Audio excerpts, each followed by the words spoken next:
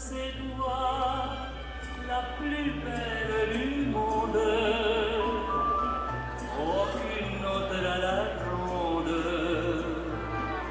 n'est plus jolie. Yeah! Maman, tu es la plus belle. Ah, c'est beau, hein, cette chanson-là. J'ai trouvé ça un matin. J'étais comme... je vous dirais pas où est-ce que j'étais quand j'allais trouver.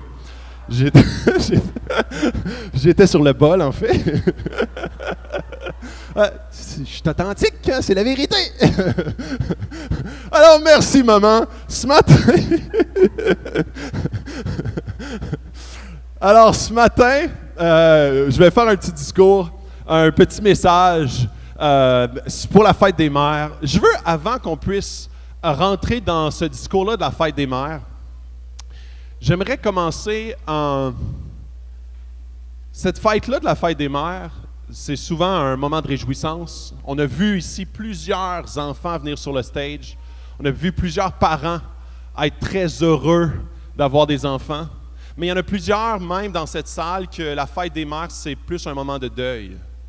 C'est un moment où est-ce que parfois, il y a des gens qui ne sont pas capables d'avoir des enfants, vivent la stérilité, vivent même peut-être les fausses couches à répétition, et même de façon encore plus dramatique, ont vécu la perte d'un enfant.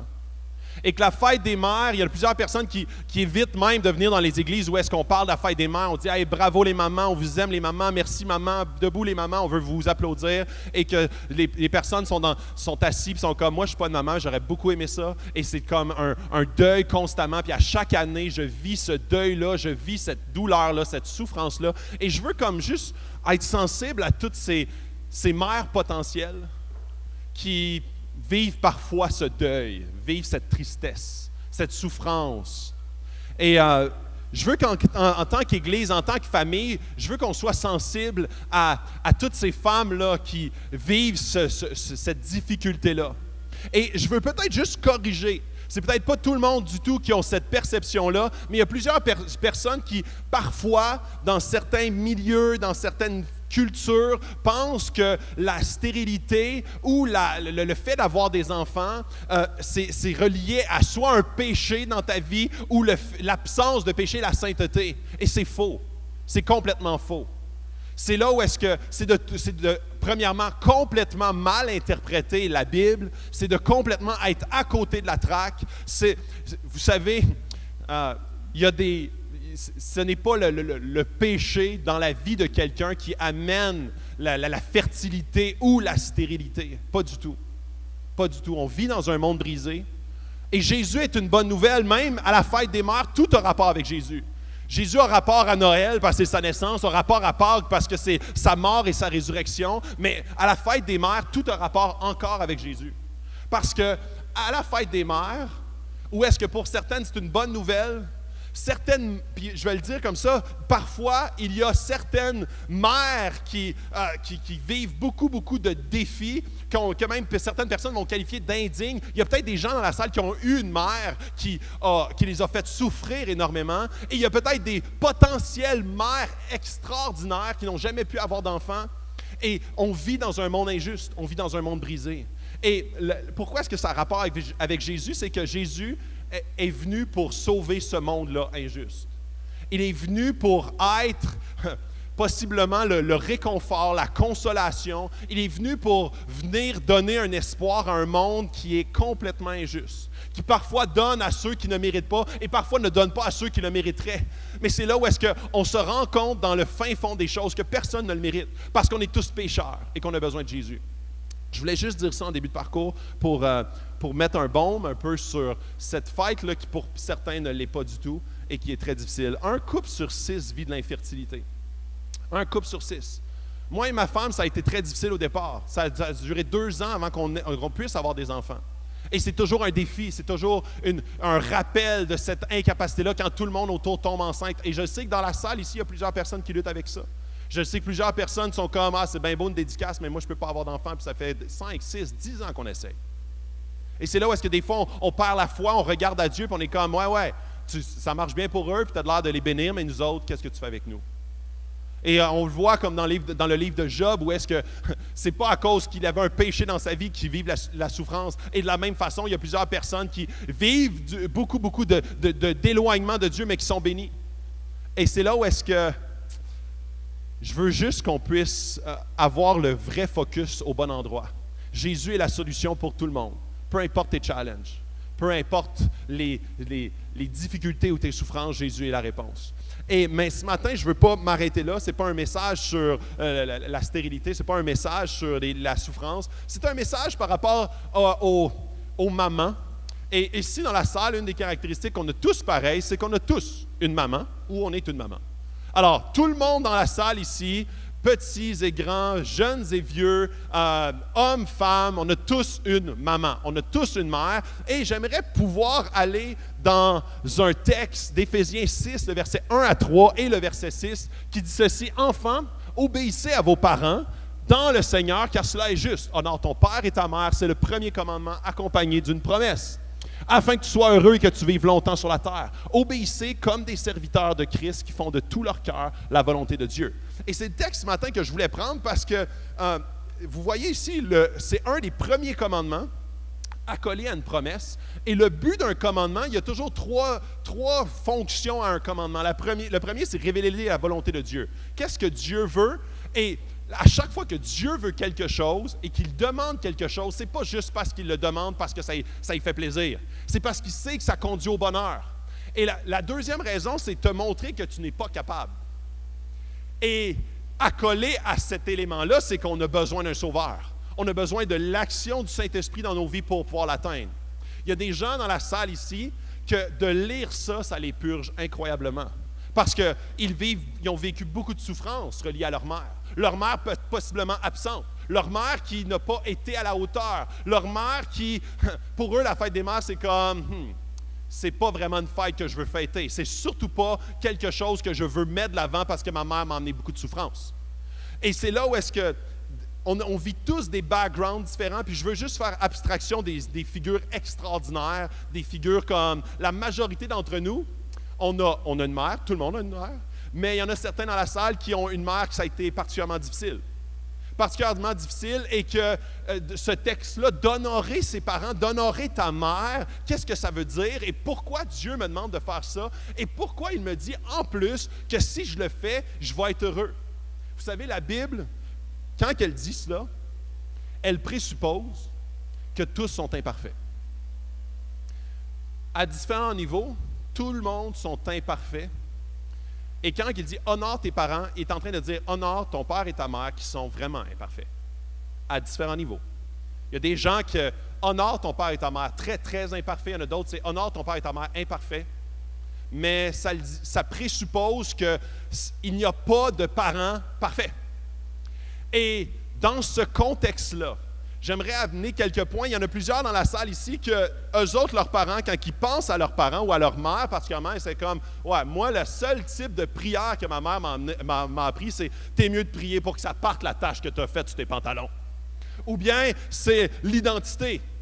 T'es pas né dans une porcherie. Ou sinon, c'est la génétique. T'es pareil comme ton père.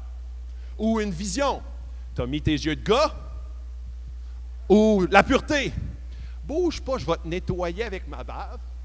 Ta petite face. OK, ça, je vais mettre une petite parenthèse ici. Mère, repentez-vous de faire cela. À partir d'aujourd'hui, pour le restant de votre vie, ne faites plus jamais ça et repentez-vous. Votre bave n'est pas sainte. Ce n'est pas un produit nettoyant qui fait bon à avoir dans le visage. Oui. Je crois qu'il y a des gens... Il y a plusieurs personnes qui ont des blessures profondes reliées à un lavage de face à la bave. Ou sinon, peut-être que ta mère t'a appris l'espoir. J'espère que tes enfants vont être comme toi, comme ça tu vas me comprendre. Ou sinon, il y a peut-être des gens qui disent, moi, ma mère m'a appris la foi. Fait que je vais te montrer comment est-ce que c'est une mère imparfaite. La foi, crois-moi, tu vas ranger ta chambre. Ou sinon, l'anticipation, attends que ton père revienne pour régler ça. Et c'est là où est-ce que, blague à part, souvent on a une vision, une image de notre mère imparfaite et on se dit non, honorer ses parents, c'est pour les autres qui ont des bons parents. Moi, je n'ai pas ce genre de parents-là, donc je ne peux pas rentrer dans cette catégorie-là. Et on se distancie d'un commandement que Dieu était conscient en le donnant, qu'on a tous des parents imparfaits. On a tous des parents imparfaits et qui pour tout le monde, et c'est, comme je l'ai dit tantôt, je mets de côté les figures de cas extraordinaires, mais pour tout le monde, d'honorer ses parents, c'est bon. D'honorer ses parents, c'est accoler à un commandement. Et j'aimerais comme vraiment vous donner quelques illustrations intéressantes où est-ce que c'est vraiment pertinent pour chacun d'entre nous d'honorer ses parents, d'honorer notre mère, d'honorer ces femmes qui sont dans nos vies et qui ont eu un impact extraordinaire. Il y a 4 raisons. La première, 4 raisons pourquoi honorer ta mère. La première, c'est que c'est juste. On le voit, enfants, obéissez à vos parents dans le Seigneur, car cela est juste. Et pourquoi il dit c'est juste? C'est parce que c'est bon de le faire. C'est juste. C'est de l'obéissance. Et je sais que ce n'est pas des termes qui sont bons, qui sont reconnus dans notre société comme étant bons, mais c'est bon. Et c'est bon. Vous savez, comme souvent quand nos enfants sont plus jeunes, mes enfants, 5 et 3, croient que moi, j'ai comme le pouvoir ultime sur tout. Souvent, il y a de quoi qui brise, genre, je sais pas moi, de quoi d'extraordinaire. Ma télé brise, papa va le réparer. Non. Et comme il y a quelque chose que l'automobile brise, papa va le réparer. Non. Il croit que j'ai comme toute autorité. Il croit que je suis capable de tout, mais vous savez, quand je roule et qu'il y a des lumières bleues et rouges derrière moi, si je dis hey, « je vais clencher, je suis né sur la grâce et j'ai toute autorité », c'est sûr et certain que ça ne sera pas positif. Quand je décide, dans mon rapport d'impôt, de dire je ne paierai pas ça, dans le sens j'ai toute autorité, c'est sûr que les gens qui ne vivent pas sous l'obéissance de leurs parents finissent que par être des enfants rois. Et les enfants rois, je lisais un article sur la psychologie de cette génération des enfants rois, et le premier critère était que les enfants avaient été habitués de ne pas obéir. Et quand il dit, quand tu habites sous le foyer, dans le foyer de tes parents, c'est bon d'obéir. Tu n'as pas le choix d'obéir. C'est tes parents, c'est l'autorité. Mais il y en a qui, même à l'âge de 50 ans, leurs parents ont encore cette emprise malsaine. Ont encore ce rapport malsain. Et dans Genèse 2, il est écrit « L'homme et la femme quittera son père et sa mère s'attachera à sa femme. » On fait référence à quitter le noyau familial. Souvent, je dis ça dans des prêches de mariage, où est-ce que tu es appelé à quitter le noyau familial. Donc, quand tu te maries, quand tu deviens un, tu décides volontairement que tes parents n'auront pas cette même emprise d'obéissance, mais tu vas merger vers l'honneur, honorer. Je vais vous montrer plus tard comment est-ce qu'on fait pour honorer. Mais c'est très différent. Je vois des fois des couples où est-ce que la belle-mère ou la mère a plus d'influence que sa femme. C'est comme « maman veut pas ». Puis c'est des gens qui ont 35, 40, 45. Ça, c'est un rapport malsain. Où est-ce que tu n'as pas quitté le noyau familial? Tu n'as pas mergé de obéir à honorer. Et on est appelé à honorer. En début de parcours, il dit « Hey, enfants, obéissez à vos parents. » Quand tu es sous leur toit. Puis après ça, c'est comme, OK, parce que c'est juste. Et si tu apprends à obéir quand tu es petit, tu vas apprendre à obéir quand tu es grand. Souvent, les gens qui n'ont pas appris à obéir quand ils sont jeunes, ils ont beaucoup de difficultés avec le rapport à l'autorité. Alors, c'est juste. La deuxième raison, c'est un commandement. Honore ton père et ta mère, c'est le premier commandement accompagné d'une promesse. Et c'est là où est-ce que je vais vous montrer 6 manières de honorer ta mère. De honorer ta mère. Premièrement, pardonne-y. Je vois tellement de gens qui, parce qu'ils ont vécu des blessures avec leur mère, restent dans le non-pardon. Et ce que ça fait, c'est que ça les détruit eux. Ça les amène littéralement à la destruction. La première façon dont tu peux honorer ta mère. J'écoutais un discours d'un pasteur cette semaine et il mentionnait que sa mère était maniaco-dépressive, était suicidaire, était violente, manipulatrice et que lui se repentait de ne pas avoir pardonné et honoré sa mère. Et souvent, il se justifiait en disant « Hey, j'ai eu une mère très difficile, j'ai eu une mère qui n'a pas eu l'amour qu'une mère devrait avoir. » Et il expliquait comment est-ce que le fait de ne pas honorer sa mère avait eu beaucoup plus d'impact négatif sur lui que ce que lui disait, non, mais là, elle n'aura plus d'emprise sur moi. Donc, il parlait en mal d'elle, il ne lui pardonnait pas, il y avait beaucoup, beaucoup de rancune. Et qui que ça détruisait le plus? C'était lui. Et c'est là où est-ce que je ne vous dis pas de rester dans une situation malsaine, mais d'honorer ses parents, ça commence par le pardon. Ça commence par le fait d'accepter. Et la première raison pour laquelle tu veux pardonner, c'est parce que Christ t'a pardonné à toi. Toi, tu étais indigne de son amour. Christ est venu sur la terre alors que tu étais encore pécheur ou alors que tu étais complètement indigne d'être aimé. Il t'a aimé, pardonné, racheté. Il t'a complètement amené à une restauration. Et c'est à cause de ça que tu veux pardonner à ta mère, peu importe les blessures qu'elle t'a infligées. Sinon, c'est toi que ça brise. Le deuxième point, c'est témoigne de la reconnaissance. Et l'ingratitude fait beaucoup partie de notre culture. On veut apprendre à témoigner de la gratitude à nos mères. Aujourd'hui, ça serait vraiment bien qu'on puisse appeler notre mère et voir sur quel point même nos mères, que souvent on est comme « Ah, elle est très imparfaite » et souvent on se focus sur ses défauts et non pas sur ses qualités. On se focus sur ce que j'ai manqué plutôt que de focuser sur ce que je peux être reconnaissant de. Ensuite, le troisième point, parle-en bien. Parle-en bien. Comment est-ce que tu en parles de ta mère? Quand tu en parles aux autres, est-ce que tu es fier de ta mère? Est-ce que tu en parles avec médisance? Est-ce que tu justifies certains de tes comportements basés sur ce que ta mère t'a donné ou t'a pas donné? Le quatrième point, demande-lui conseil. Demande-lui conseil. C'est une preuve d'humilité et de reconnaissance que de demander à ta mère conseil sur une panoplie de choses qu'elle est plus habile, plus apte à répondre. Finalement, pourvois. À un certain moment dans nos vies, on fait un switch. On fait un switch où est-ce que des fois notre mère elle a certains besoins. Certains besoins où est-ce qu'elle est vieillissante, notre mère a besoin d'accompagnement, a besoin de réconfort, a besoin des fois des tâches, prendre soin de son automobile, prendre soin de peu importe les besoins qui peuvent l'accompagner, surtout si elle est veuve, surtout si elle est seule. Donc, pour voir comment est-ce qu'on peut aller au-devant, puis d'être des bénédictions dans sa vie. Finalement, prie pour ta mère. Prie pour ta mère. Prie pour elle. Prie pour peu importe c'est quoi ses besoins, prie pour que Dieu la rencontre si elle ne connaît pas Christ. Prie pour que Dieu soit de plus en plus intime avec elle. Prenne soin de cette femme qui est importante dans ta vie, qui t'a mis au monde. Prie pour elle. Alors ça, c'est des façons très concrètes comment est-ce qu'on peut honorer notre mère. Et finalement, parce qu'il y a une promesse de rattacher.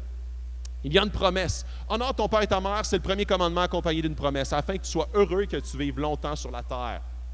Et quand je vous dis que quand tu n'honores pas ta mère, ça amène souvent une dynamique où est-ce que ça te détruit toi.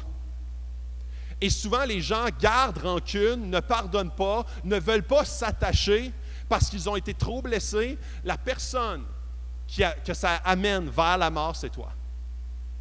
Plusieurs personnes ont des difficultés de tout genre, tout ordre aujourd'hui, et très souvent, ça réside dans sa relation problématique et son désir de ne pas honorer ses parents et sa mère.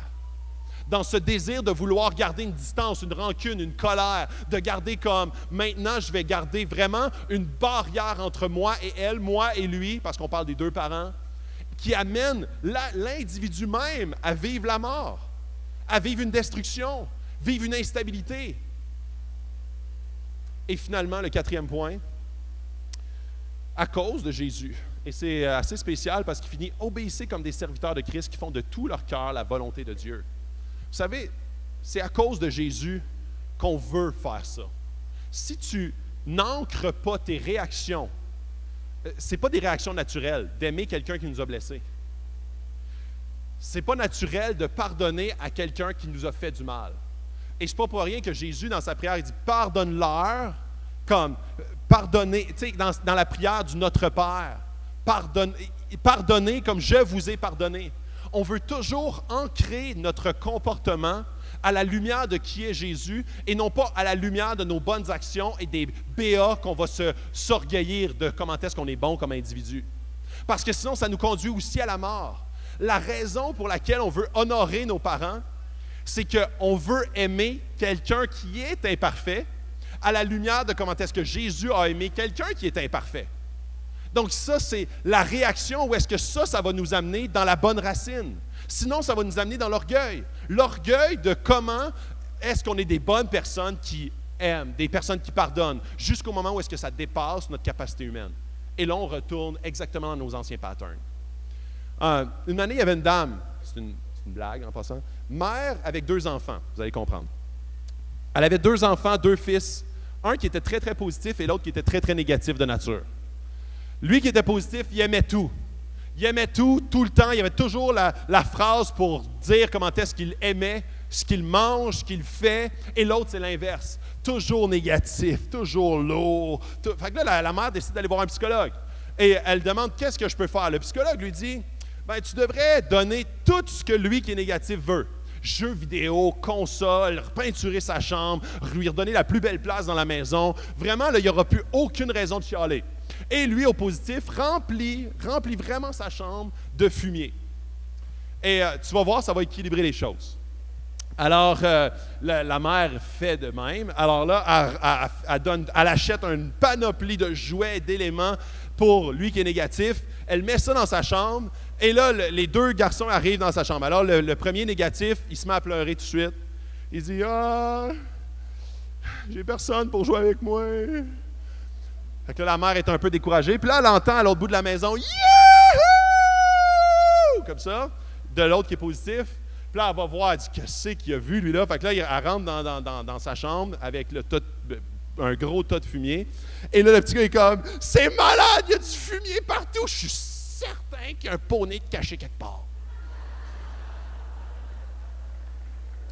Et c'est quoi le rapport avec la fête des mères? On a tous besoin dans notre vie, remplie de fumier, de voir la grâce de Dieu, même si parfois elle est très intangible. On a tous besoin à certains moments, quand on voit des fois quelqu'un très imparfait, on a besoin de voir qu'est-ce que Dieu est en train de faire dans sa vie et dans ma vie, à travers cette personne imparfaite. Dieu, très souvent, utilise les gens imparfaits autour de nous, pas nécessairement pour eux les améliorer, mais pour m'améliorer moi. Quand il me demande de faire des choses qui sont au-delà de ma capacité, c'est justement, tu as besoin de moi, mon chum. Dieu est en train de dire, si tu te fies juste sur toi pour accomplir ce commandement-là, que tu n'es pas capable, c'est sûr et certain que tu vas te planter. Donc, tu dois être dépendant de moi pour pouvoir y parvenir. Et ces gens imparfaits-là, ces circonstances imparfaites-là dans ta vie vont te conduire à parfaire l'œuvre que je veux faire en toi. Donc, parfois, dans un monde où est-ce qu'il y a une panoplie de fumier, on a besoin de voir la grâce de Dieu qui, en premier, a été déversée envers nous et se déverse jour après jour à travers ces circonstances-là, ces circonstances-là extrêmement difficiles. Et je termine avec Éphésiens 5, 25, 26, 27. C'est un passage qu'on utilise beaucoup, beaucoup pour le couple. Mais de la même façon que nos mères, nos femmes, nos filles, toutes les femmes, c'est un passage qui s'adresse particulièrement au mari envers sa femme, mais qui s'applique également à toutes ces femmes dans nos vies. Et il dit ceci, c'est Paul qui parle. Il dit, « Marie, aimez votre femme comme Christ a aimé l'Église et s'est donné lui-même pour elle. » Il est en train de dire, les hommes, aimez votre mère, votre femme, vos filles, soyez comme Christ a aimé l'Église. Il s'est donné pour elle. Il n'est pas en train de dire, « Hey guys, comme rehaussez votre jeu d'un cran, soyez plus aimants, faites-en un peu plus. » Parce que ça va s'épuiser s'il dirait ça. S'il disait ça, ça s'épuiserait parce que c'est juste une capacité humaine qui a une limite très, très, très proche. Il y a une limite à pouvoir aimer davantage si on n'est pas groundé à quelque part de plus profond. Et ce ground-là, c'est comme Christ a aimé l'Église. Et lui, là, Christ est allé jusqu'au bout. Les gens le méprisaient, les gens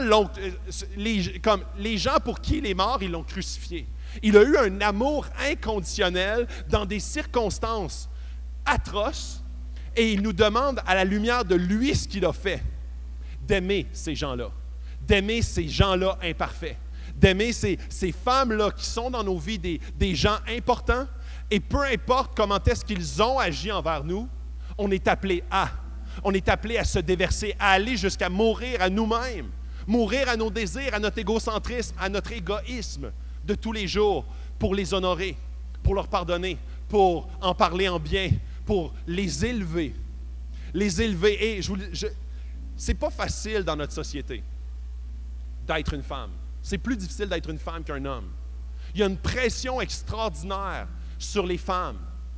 Il y a une pression extraordinaire encore plus sur les mères qui ont accouché. Souvent, le corps change et on est dans une société d'hypersexualisation. Il y a une pression par rapport à le travail, la performance. Il y a toujours eu, à travers les siècles, une oppression particulière sur les femmes. Et souvent, les hommes en étaient coupables, les premiers responsables. Et c'est pour ça qu'on est appelé en tant qu'Église d'être une bonne nouvelle pour les femmes. Une bonne nouvelle parce que Jésus aime les femmes. Il les aime de la bonne façon.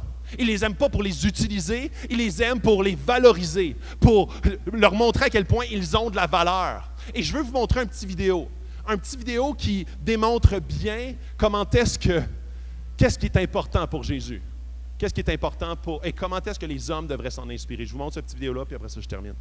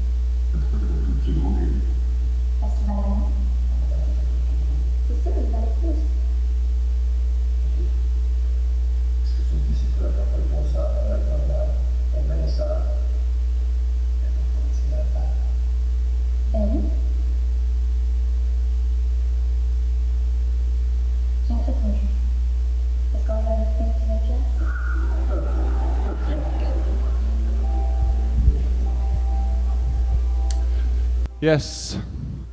Alors, ici, ouais, ça mérite applaudissement.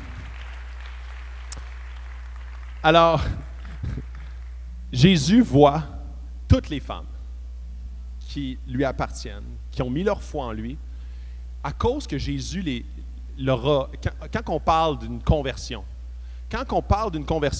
il y a 3 éléments qui se passent. La première, c'est la justification des péchés. Où est-ce que Christ t'a justifié? Tu étais supposé avoir une punition parce qu'on est tous imparfaits, on est pécheurs. Christ est mort pour toi, il t'a justifié. La deuxième chose, puis ça se passe une vie durant, c'est la sanctification. Où est-ce que de plus en plus, chaque jour, Dieu t'amène à être de plus en plus sanctifié, de plus en plus semblable à son Fils par l'action de son Saint-Esprit. Et la troisième étape, qu'on va assister à la fin des temps. Où est-ce qu'on va arriver dans la présence de Dieu? C'est la glorification. La glorification, c'est le moment où est-ce qu'on est rendu parfait à son image avec plus aucune étape, plus aucun défaut, plus aucune tâche. Et c'est là où est-ce que quand Dieu nous regarde, quand que Dieu regarde chacune des femmes dans cette salle, quand Dieu regarde les mères, les femmes, les filles, quand ces mères-là, ces filles-là, ces femmes-là ont fait confiance à Jésus, ils se sont convertis. Jésus est leur sauveur et Seigneur. Ce que Dieu voit, il voit une femme parfaite, comme à la fin. Parce que Jésus les a rachetés. Jésus les a rendus parfaites. Ils sont en chemin pour la sanctification, mais Dieu les voit maintenant comme la finalité. Et c'est là où est-ce que nous, en tant qu'hommes, on est appelés à voir de la vision, oser croire ce que Dieu voit. On serait supposé de dire, Dieu est en train de faire une œuvre en toi et en moi, à travers toi. Et c'est là où est-ce qu'on veut être des hommes qui regardent davantage à l'intérieur ce que Dieu fait qu'à l'extérieur. Très souvent, il y a plusieurs hommes qui utilisent la femme, utilisent l'extérieur de la femme. On lutte avec leurs yeux et sont en train d'utiliser la femme quand ils font ça. Et c'est là où est-ce que ça, ce n'est pas de regarder à la valeur, la vraie valeur d'une femme, la vraie valeur d'une mère. C'est d'être égocentrique dans l'utilisation des femmes. Et ce matin, j'aimerais qu'on puisse s'orienter vers une nouvelle vision de comment est-ce qu'on traite les femmes. Ou est-ce que c'est un rappel à dire comme, peu importe son imperfection, je veux voir ma mère, je veux voir ma femme, je veux voir ma fille comme toi, tu les vois. Et non pas comme moi, dans l'extérieur, je m'attarde. Je veux la voir comme ce que tu es en train de faire avec elle et ce que tu es en train de faire avec elle, dans mon cœur, à travers elle.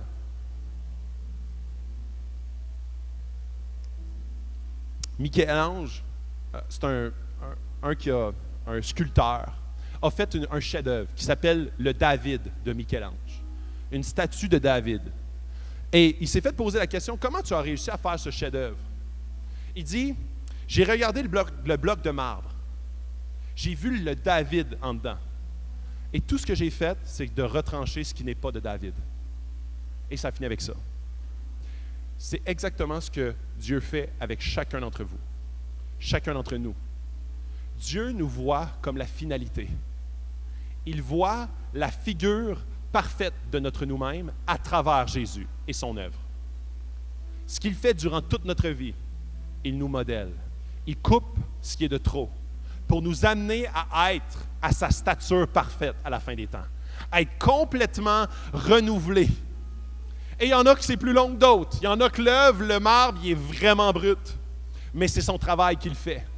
Et il fait cela à travers nos relations, à travers les gens, à travers son esprit qui nous travaille continuellement. Mais il nous amène à sa stature parfaite. Donc, ose croire que Dieu n'a pas terminé d'agir avec elle, avec ta femme, avec ta mère, avec ta fille. On veut voir ce que Dieu voit. On veut avoir les yeux que Dieu a dans nos relations avec les gens, dans nos relations avec nos parents, pour les honorer, les respecter, les élever, les valoriser, être reconnaissant envers eux, leur pardonner, les aimer comme Christ nous a aimés et il s'est donné lui-même. Donc, je veux qu'on prenne un temps pour adorer Dieu. C'était plus un petit message d'encouragement pour qu'on puisse s'orienter au bon endroit, pour qu'on puisse valoriser ces femmes extraordinaires.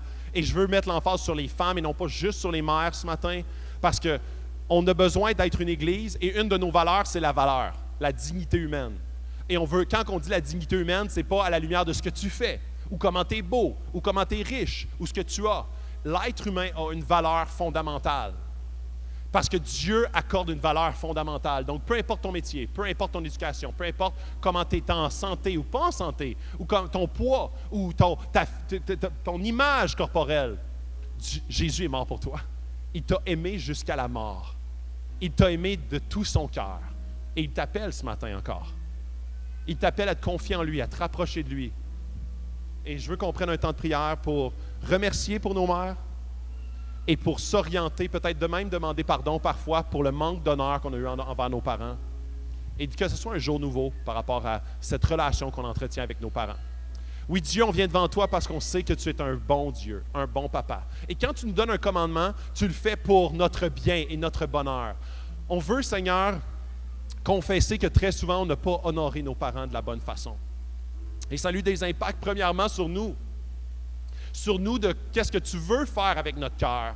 Tu veux nous appeler à mettre de côté notre égocentrisme pour regarder à Jésus, s'ancrer et s'enraciner dans la personne de Jésus et son sacrifice pour que ça ait des impacts dans nos vies, dans nos relations avec nos parents, la relation avec notre épouse, avec notre mari, avec nos enfants, avec nos filles particulièrement. Comment est-ce qu'on va leur transmettre une valeur parce que toi, tu leur accordes la valeur. Pas sur ce qu'ils projettent, pas même sur leur action, mais sur ce qu'ils ont comme dignité humaine à l'intérieur. Donc Dieu, on va avoir les mêmes yeux que toi. On veut accorder la même valeur à chacun des êtres humains sur la terre, mis à part leur métier, mis à part leur beauté, mis à part tout ce qui a trait et ce qui est important pour notre société. Tu n'as pas les mêmes critères et on veut avoir ces mêmes critères-là que toi. Donc ce matin, que tu puisses être honoré, toi, le vrai Dieu. On veut t'honorer en obéissant à ta parole, en obéissant à ce que tu nous demandes et en adorant ton nom ce matin à travers la louange, dans le nom de ton Fils compris. Amen.